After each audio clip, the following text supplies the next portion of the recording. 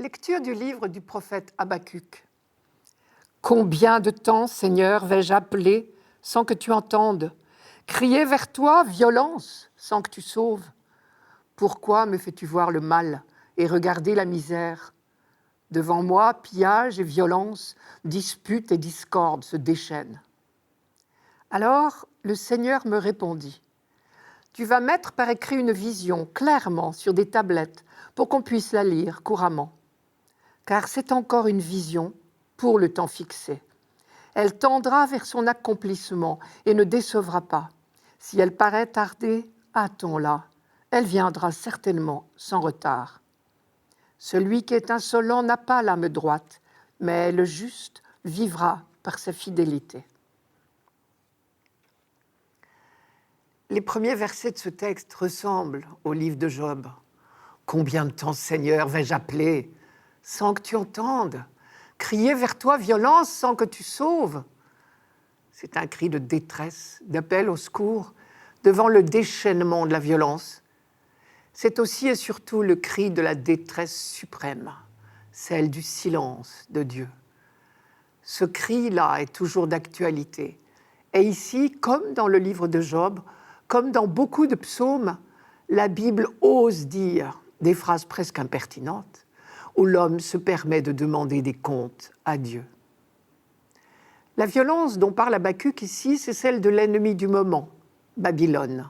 Il l'appelle les Chaldéens, traduisez les armées de Nabuchodonosor.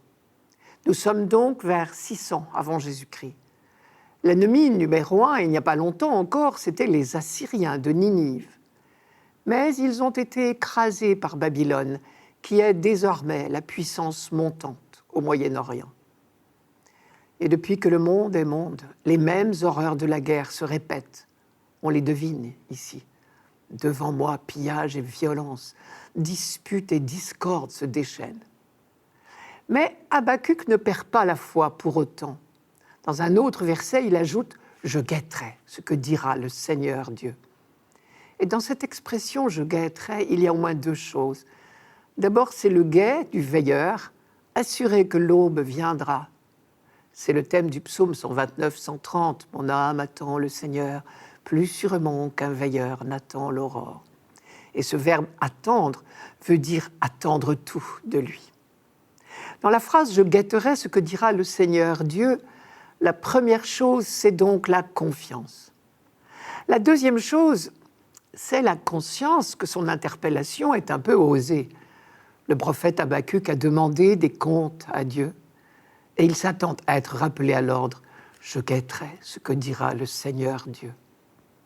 Or, chose intéressante, Habacuc ne se fait pas rappeler à l'ordre. La réponse de Dieu ne lui fait aucun reproche. Il l'invite seulement à la patience et à la confiance. Les heures de victoire de l'ennemi ne dureront pas toujours. Je cite, « Le Seigneur me répondit, tu vas mettre par écrit une vision clairement sur des tablettes pour qu'on puisse la lire couramment. » C'est encore une vision pour le temps fixé. Elle tendra vers son accomplissement et ne décevra pas. Si elle paraît tarder, attends-la. Elle viendra certainement sans retard. Pour l'instant, Habacuc ne décrit pas la vision elle-même. Ce sera l'objet du chapitre suivant. Mais on s'en doute déjà, il s'agit de la libération de ceux qui actuellement sont opprimés. Pour autant, Dieu n'a pas vraiment répondu à la question. Il n'a pas dit pourquoi, à certains moments, il semble devenu sourd à nos prières. Il a seulement réaffirmé une fois de plus qu'il ne nous abandonne jamais. Si bien que le message d'Habacuc semble bien être dans les épreuves, même les plus terribles, la seule voie possible pour le croyant, c'est de garder confiance en Dieu. Accepter de ne pas comprendre, mais ne pas accuser Dieu. Toute autre attitude nous détruit. La méfiance à l'égard de Dieu ne nous fait que du mal. C'est probablement l'un des sens de la formule finale de ce texte. Le juste vivra par sa fidélité. Pour le dire autrement, c'est la confiance en Dieu qui nous fait vivre. Le soupçon ou la révolte nous détruit. En revanche, il est permis de crier notre souffrance. Si la Bible, dans le livre de Job, comme dans les psaumes, nous fait lire les cris de détresse et même les reproches faits à Dieu, c'est qu'un croyant a le droit de crier sa détresse, son impatience de voir cesser la violence qui l'écrase. Je reprends la dernière phrase. « Celui qui est insolent n'a pas l'arme droite, mais le juste vivra par sa fidélité. » L'insolent, c'est Babylone, qui s'enorgueillit de ses conquêtes et qui croit fonder sur elle une prospérité durable. Le juste, lui, sait que Dieu seul fait vivre. Et à ce sujet, l'exemple le plus célèbre dans l'histoire d'Israël, c'est Abraham. Quand il a quitté son pays, sa famille, sur un simple appel de Dieu, il ne savait pas bien où Dieu le conduisait, vers quelle destinée. Quand, encore sur un appel de Dieu, Abraham s'apprêtait à offrir son fils unique, il ne comprenait pas, mais il a continué de faire confiance à celui qui lui a donné ce fils. Et là encore, sa foi les a fait vivre, lui et son fils. C'est au chapitre 22 de la Genèse. Le texte biblique dit de lui, « Abraham eut foi dans le Seigneur, et cela lui fut compté comme justice. » Chapitre de la Genèse, chapitre 15, verset 6. Dernière remarque, quand Habakkuk parle de Babylone, il dit les Chaldéens, entre parenthèses, c'est l'Irak aujourd'hui. Mais souvenons-nous, Abraham lui-même était un Chaldéen. Et Abraham est qualifié de juste par la confiance qu'il a manifestée envers Dieu. Alors que les Chaldéens, ses compatriotes, quelques siècles plus tard, sont traités d'insolents, qui n'ont pas l'âme droite.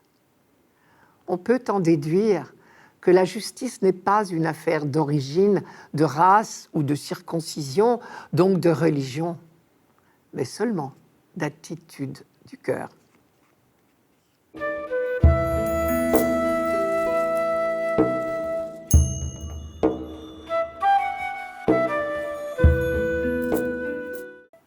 Psaume 94. Venez, crions de joie pour le Seigneur, acclamons notre rocher, notre salut. Allons jusqu'à lui en rendant grâce, par nos hymnes de fête, acclamons-le. Entrez, inclinez-vous, prosternez-vous, adorons le Seigneur qui nous a fait. Oui, il est notre Dieu, nous sommes le peuple qu'il conduit. Aujourd'hui, écouterez-vous sa parole. Ne fermez pas votre cœur comme au désert, où vos pères m'ont tenté et provoqué. Et pourtant, ils avaient vu mon exploit. Nous sommes au temple de Jérusalem. Les pèlerins se pressent sur les marches du temple pour une grande célébration. Venez, crions de joie pour le Seigneur, acclamons notre rocher, notre salut. Un mot français caractériserait bien ce psaume, le mot reconnaissance. Reconnaître Dieu, connaître qui il est, connaître ce que nous sommes. Et alors, la reconnaissance nous envahit. Reconnaître Dieu d'abord, notre Créateur, mais plus encore notre Libérateur. Adorons le Seigneur qui nous a fait. Nous lui devons la vie, mais surtout d'être un peuple. Il est notre Dieu, nous sommes le peuple qu'il conduit. Cette expression est un rappel de l'Exode. Nous sommes son peuple. C'est la formule même qui désigne l'alliance. Chaque fois qu'on rencontre cette formule dans la Bible, c'est un rappel très explicite de l'alliance.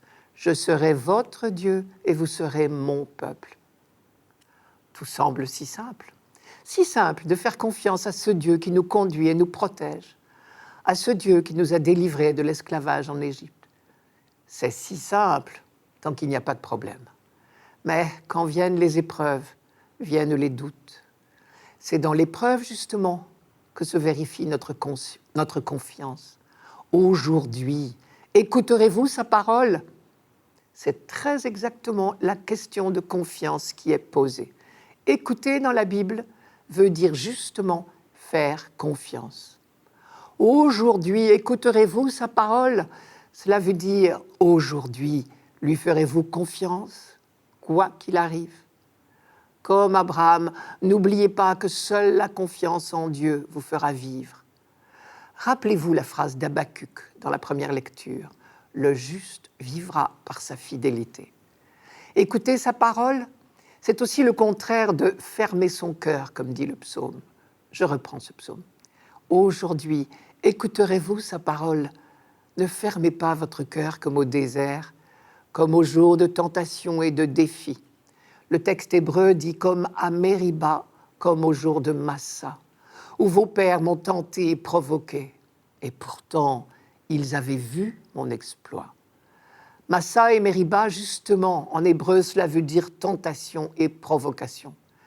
Et là, le psaume rappelle un épisode très célèbre et honteux de l'histoire du peuple pendant l'exode dans le désert du Sinaï, après la sortie d'Égypte. L'exploit, c'est la sortie d'Égypte. Le peuple a reconnu là, dans sa libération miraculeuse, l'exploit de Dieu. Mais à peine fini le cantique de la victoire, après la traversée de la mer, les difficultés de la vie au désert ont commencé. Et alors la confiance du peuple a été mise à rude épreuve. L'épisode de Massa et Mériba est resté célèbre dans la mémoire d'Israël comme l'exemple type de notre tentation de soupçonner Dieu dès la première difficulté. Je vous rappelle cette histoire. Cela se passait à Réphidim, en plein désert. Après la traversée de la mer des Joncs, Israël s'est retrouvé libre, certes, mais dans le désert, avec tout ce que cela comporte, faim, soif, danger de toutes sortes. Saurait-il faire confiance à son libérateur ? Si Dieu a pris la peine de libérer son peuple de l'esclavage, ce n'est pas pour le laisser mourir dans le désert. Mais dès la première soif, dès le premier manque, cela a mal tourné. Le peuple s'est mis à regretter son esclavage. Sa liberté toute neuve était bien peu confortable. En Égypte, on était esclave peut-être, mais on survivait. Et puis de loin, maintenant, l'Égypte n'apparaissait plus aussi terrible. L'éloignement atténue les mauvais souvenirs, c'est connu. Dans le désert, le peuple a eu soif. Cet épisode de Massa et Mériba est raconté au chapitre 17 du livre de l'Exode. Je vous en donne juste quelques lignes. Là-bas, le peuple eut soif, et le peuple murmura contre Moïse. « Pourquoi nous as-tu fait monter d'Égypte ? Pour me laisser mourir de soif, moi, mes fils, mes troupeaux ?» Cette phrase a deux sens, je crois. D'abord, ils disent à Moïse, « Tu t'es bien mal débrouillé, c'est pour en arriver là ?» Mais le deuxième sens est bien pire. Peut-être, après tout, était-ce une machination pour qu'on meure tous ici, dans ce désert ? Si on avait voulu se débarrasser d'eux, ce désert, c'était l'idéal. Et on s'est mis à faire un véritable procès d'intention à Moïse et à Dieu. Après tout, le Seigneur, il est avec nous ou contre nous ? Et la révolte a grondé. Le texte dit que le peuple murmure. Mais ce mot est certainement plus violent que dans notre français d'aujourd'hui, puisque Moïse dit à Dieu, « Si cela continue, ils vont me lapider. » Alors Dieu intervient et l'eau jaillit du rocher. Nous retrouvons l'expression du psaume « Dieu mon rocher ». Mais il eût été plus juste de faire confiance. Dans la souffrance, nous l'avons vu avec le livre d'Habakkuk dans la première lecture, nous pouvons crier, supplier, interpeller Dieu, mais jamais douter de lui. Massa et Mériba, ces deux mots signifient ce soupçon qui risque à tout instant de ressurgir. Chaque jour, ce psaume nous rappelle le choix de la confiance, sans cesse à refaire. Aujourd'hui, écouterez-vous sa parole. Ne fermez pas votre cœur comme au désert, comme au jour de tentation et de défi, où vos pères m'ont tenté et provoqué. Et pourtant, ils avaient vu mon exploit. Chaque jour est un jour neuf. Aujourd'hui, se décider à faire confiance est de nouveau possible.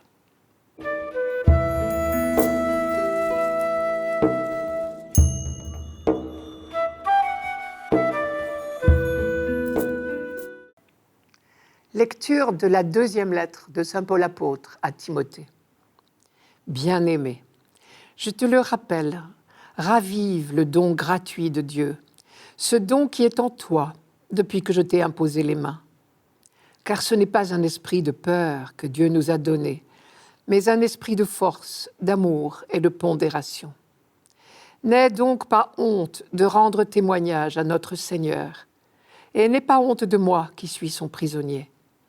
Mais avec la force de Dieu, prends ta part des souffrances liées à l'annonce de l'Évangile. Tiens-toi au modèle donné par les paroles solides que tu m'as entendu prononcer dans la foi et dans l'amour qui est dans le Christ Jésus. Garde le dépôt de la foi dans toute sa beauté, avec l'aide de l'Esprit Saint qui habite en nous. Quand Paul écrit sa deuxième lettre à Timothée, il est en prison à Rome, peu avant son exécution. Il dit lui-même qu'il est enchaîné comme un malfaiteur, et il demande à Timothée de ne pas rougir de lui, comme d'autres l'ont fait. Il sait très bien qu'il n'en a plus pour longtemps, et il se sent très seul. Cette deuxième lettre à Timothée est donc une sorte de testament. Timothée va avoir à prendre la relève, et Paul lui fait des recommandations dans ce sens.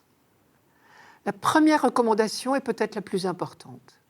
Ravive le don gratuit de Dieu.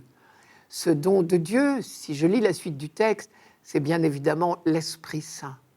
Car ce n'est pas un esprit de peur que Dieu nous a donné, dit Paul, mais un esprit de force, d'amour et de pondération. Et visiblement, Timothée va avoir besoin de tout cela. Paul, enchaîné pour l'Évangile, ne le sait que trop bien. Ce don de l'Esprit, Timothée l'a reçu par l'imposition des mains. Les mots confirmation et ordination n'existaient pas encore. Mais on sait que dès le début de l'Église, le geste de l'imposition des mains signifiait le don de l'Esprit. Formule étonnante, ravive le don gratuit de Dieu. C'est donc que les dons de Dieu peuvent dormir en nous. Ailleurs, Paul dit « n'éteignez pas l'Esprit ». Là encore, nous pouvons entendre un message très encourageant. Nous portons en nous le feu de l'Esprit. Et même si nous avons l'air de l'avoir plus ou moins recouvert de cendre, il est encore en nous, il couve sous la cendre. Rien ne peut l'éteindre. On a là un écho au mot « aujourd'hui » que nous avons entendu dans le psaume 94. Chaque jour est un jour neuf où nous pouvons laisser jaillir en nous l'Esprit que nous avons reçu. Chaque jour, nous pouvons ranimer, raviver la flamme. Cet esprit, comme dit Paul, n'est pas un esprit de peur, mais un esprit de force, d'amour, de maîtrise de soi, si je prends la traduction œcuménique de la Bible. Ce n'est donc pas en nous qu'il faut chercher force, amour et maîtrise de soi. C'est dans cette source inépuisable que Dieu a installée au plus intime de nous-mêmes au jour de notre baptême. Timothée, le premier, qui passait pour bien jeune et bien chétif, a su déployer des trésors de foi et de persévérance en puisant dans cette source de l'Esprit. D'ailleurs, si on poursuit la lecture un peu plus loin, Paul dit « Avec la force de Dieu, prends ta part des souffrances liées à l'annonce de l'Évangile. » Ces souffrances dont il parle, c'est la persécution inévitable. Mais Paul ne dit pas « rassemble tes forces ». Il dit « avec la force de Dieu ». La deuxième recommandation, c'est donc d'accepter les risques du témoignage. Nous en savons quelque chose aujourd'hui. Dans une société souvent éloignée des valeurs chrétiennes, il faut du courage pour oser affronter la pensée commune au nom de notre baptême. Un peu plus loin, nous retrouvons un thème cher à Paul, celui de la transmission de la foi.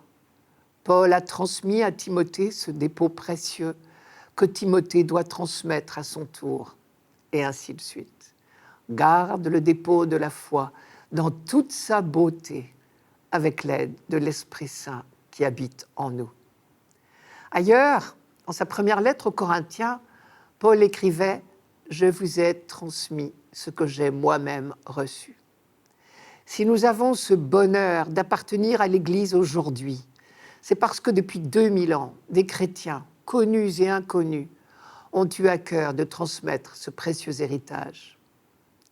Cela fait penser à une course de relais dans laquelle les coureurs se transmettent un objet témoin, à ceci près que cet objet, justement, est inchangé d'un bout à l'autre de la course. Alors que le dépôt de la foi, lui, s'exprime inévitablement dans des termes différents au long des siècles. Car la foi n'est pas un objet, justement, un objet bien ficelé, bien emballé, auquel personne ne pourrait toucher. Parce qu'il s'agit du mystère de Dieu, nous ne pourrons jamais l'exprimer parfaitement, clairement. Nous pouvons seulement balbutier, le moins infidèlement possible. Et Paul rappelle donc à Timothée l'enseignement solide qu'il lui a donné, à charge pour Timothée de le transmettre à son tour. Mais solidité ici ne veut pas dire rigidité. Être fidèle à la foi reçue commande au contraire de l'approfondir sans cesse et parfois de la reformuler au fur et à mesure que l'Esprit Saint conduit l'Église vers la vérité tout entière, selon l'expression de Jésus lui-même dans l'Évangile de Jean.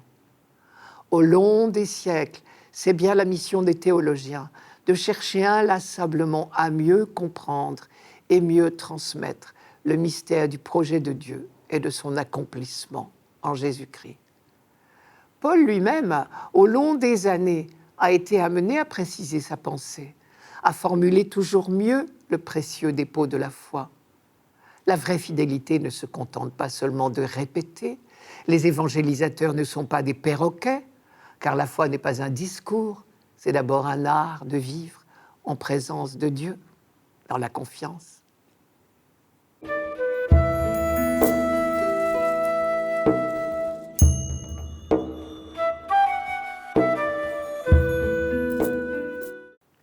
Évangile de Jésus-Christ selon saint Luc.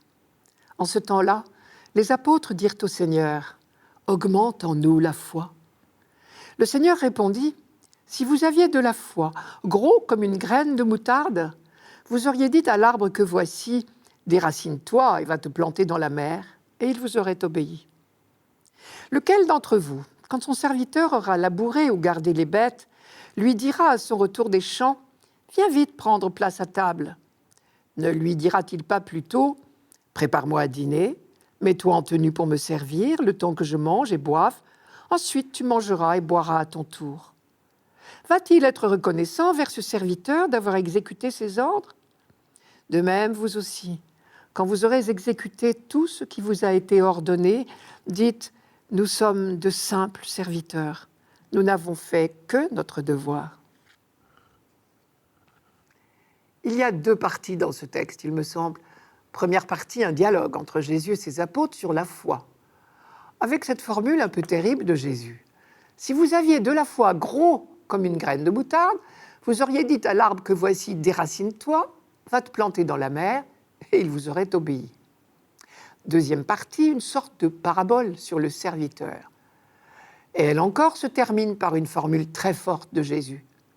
Quand vous aurez exécuté tout ce qui vous a été ordonné, dites « Nous sommes de simples serviteurs, nous n'avons fait que notre devoir. » Pour commencer, il faut se répéter que Jésus ne cherche certainement pas à nous décourager.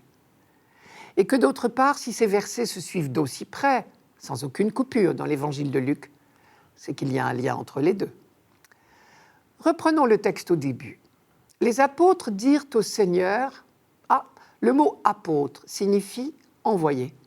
C'est donc un dialogue entre le Christ et ses envoyés. Cela veut dire que cette phrase de Jésus concerne les activités d'évangélisation. Les apôtres, les envoyés, disent à celui qui les envoie « augmente en nous la foi ». Cette prière, c'est la nôtre, bien souvent, quand nous prenons conscience de notre faiblesse, de notre impuissance, et qu'il nous semble que si nous étions plus riches de foi, nous serions plus efficaces. Dans son langage à lui, Jésus répond qu'il ne s'agit pas de chercher à évaluer notre foi. Le problème n'est pas là. Il s'agit de compter sur la puissance de Dieu. C'est lui qui agit, ce n'est pas notre foi, petite ou grande. Et Jésus accentue volontairement le paradoxe. La graine de moutarde était considérée comme la plus petite de toutes les graines. Et le grand arbre dont il parle en grec, un sycomore, était réputé indéracinable. La phrase de Jésus veut donc dire « Pas besoin d'avoir beaucoup de foi, rien qu'une graine de moutarde minuscule suffirait pour faire des choses apparemment impossibles. » On peut traduire « Quand vous agissez au nom de l'Évangile, souvenez-vous que rien n'est impossible à Dieu. » On connaît le slogan « Le mot impossible n'est pas français ». Après cette lecture d'aujourd'hui, il faudrait plutôt dire « Impossible n'est pas chrétien ».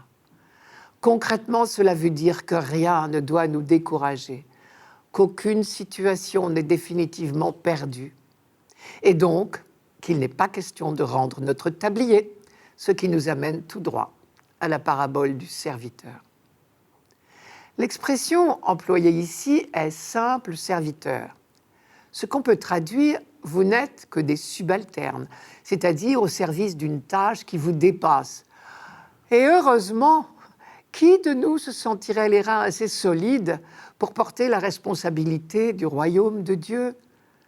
Ces phrases de Jésus ne sont donc pas dures ou inquiétantes, elles sont au contraire encourageantes. Oui, nous ne sommes que des subalternes. Oui, la responsabilité ne repose pas sur nous. Quel soulagement! Mais nous ne sommes pas inutiles pour autant. Si le serviteur était vraiment inutile, aucun maître ne le garderait. Si Dieu nous prend comme serviteurs, c'est qu'il veut avoir besoin de nous. Si Jésus a choisi des apôtres, si sa parole, les ouvriers de la moisson sont trop peu nombreux, continue à résonner depuis 2000 ans, c'est qu'il veut avoir besoin de notre collaboration. Nous sommes quelconques, oui, mais avec notre petit travail quelconque, il fait sa moisson. Dieu nous associe à son œuvre. Cela peut nous remplir de fierté, mais sans nous inquiéter, il nous demande seulement d'être ses serviteurs. Le responsable, c'est lui.